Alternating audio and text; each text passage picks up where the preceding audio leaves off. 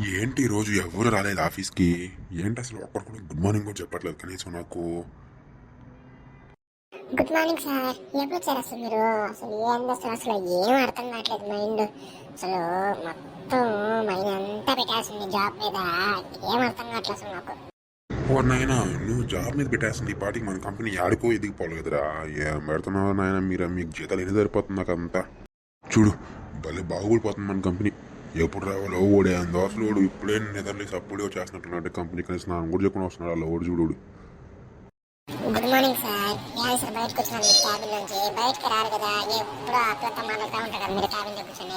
ఊరే మిమ్మల్ని నేనే కదా ఇంటర్వ్యూ చేసిందే. అసలు ఎట్లా సెలెక్ట్ చేశాను రా మిమ్మల్ని జాబ్కే? సర్లే, ఒక క్వశ్చన్ అడితే చెప్పండి రా. అదేం చెప్తారు లేదో మీరు అసలు ఉన్నారు కంపెనీలో. అడగండి సార్. మేమేమో సార్, మేము ఏం సార్, మేము చాలా చిన్న జీనియస్ కాదు. మేము కంపెనీ ఒక రేంజ్ తీసుకుపోతున్నాం మేము అసలు ఉండి. ఒరేయ్ నువ్వు చెప్పురా నాయన, ఇప్పుడు నేను నిద్రలేసి వచ్చినట్టున్నావు. నువ్వు చెప్పురా అదే. ఒరే ఇప్పుడు నేను నీకు కంపెనీకి మనకు 1000 రూపాయలు వచ్చింది. 1000 రూపాయలు 100 రూపాయలు ఇచ్చేసాను రా. ఇంకా ఎంత ఉంటుంది చెప్పురా నువ్వు. సార్ నేను అయితే తీసుకోలేదు సార్ 100 రూపాయలు. ఎవరు తీసుకున్నారు నాకు తెలీదు. నేను దొంగను కాదు సార్, నేను అసలు దొంగనే కాదు. కంపెనీకి వచ్చి జాబ్ తీసుకోబోతున్నాను. నాకు ఏం తెలుసు సార్ 100 రూపాయలు ఎవరు తీసుకున్నారు? ఏం సార్ మీరు?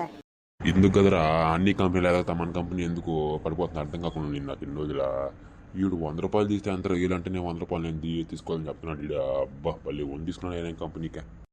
సార్ అన్ని కాదు సార్, మాకు కొత్త సంవత్సరం వస్తుంది. ఎప్పుడు ఇస్తారు సార్ మీరు శాలరీ? ఏం సార్ మీరు అసలు శాలరీ కష్టపడుతున్నాము. శాలరీ ఇస్తే కదా సార్ గుడ్లు కొనుక్కుంటాం. గోడలేదేమో పొరపా పని చేసుకో.